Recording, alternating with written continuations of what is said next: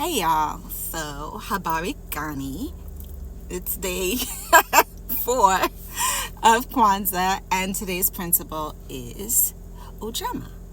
The principle of Ujamaa is I'm better at this one than I was at Ujamaa.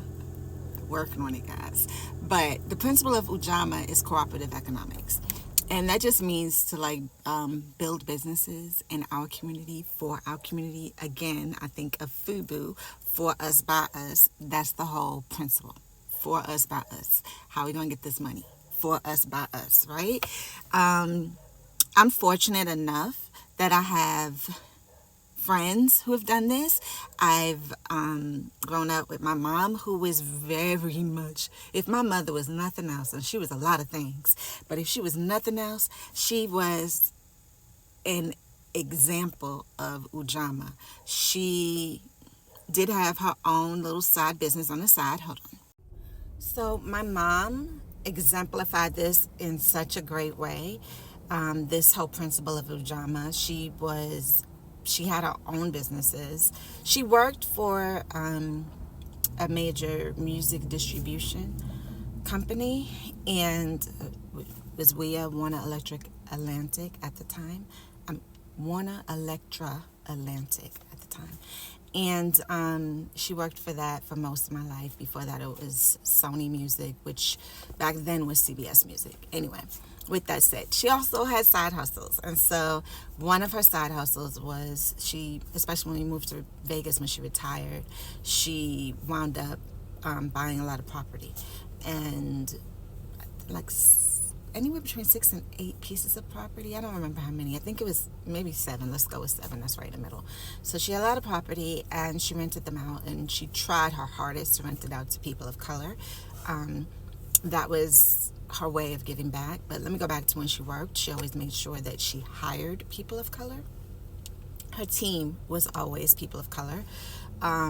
It was her way of giving back or opening the door for others that look like us, which she drilled that into my head. She made sure that the doctors that we frequented were people of color. And she also had an African art business, where she had I don't know what you call it, a partner, I guess, who would go to Africa every so often, and he would bring back pieces of art, and she would sell them. Growing up with that as my example was I'm sorry, I'm driving, y'all, but that's my life, right? I'm still that person who makes sure that I do those same things. When it comes to my doctors, I'm still working on a primary physician. I used to have a black primary physician, and then unfortunately he left the business, which then left me searching. But when I moved here to Vegas, he was my primary physician. He was a family practitioner. He saw me, he saw my son, he saw my mother, he saw my stepdad. He saw some of my friends. He was, he was our doctor. My OBGYN is African American, and has been. Like, the person who delivered my son Jackson was black. That was something that I grew up with, and it stayed with me. My mom and I love fashion. I still, she's not here anymore. I'm sure her spirit still loves fashion. I love fashion. And while, yes, of course, we love the classics, the Chanel, the Gucci, the whatever, we also made sure that the local, amazing designers became part of our staple. And so I'm shouting out you, Wasa. Wasa in Las Vegas is amazing. She's freaking, her designs are crazy. Half of my closet is Wasa. I can't go to that store often. I try to go once or twice a year because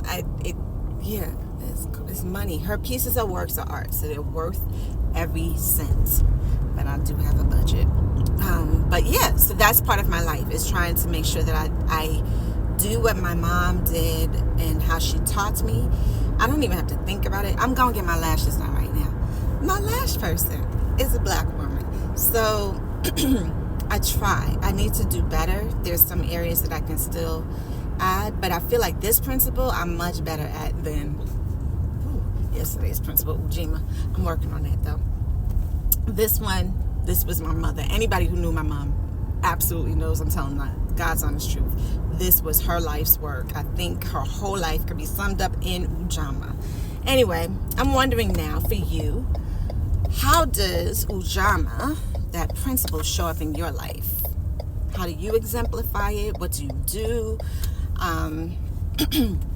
Yeah, what do you do? How does it show up for you? Habari gani, happy Kwanzaa, and I'll see you guys tomorrow for day 5. Hopefully tomorrow when I do this, I'll be chilling and not running around trying to fit in on my errands for the day.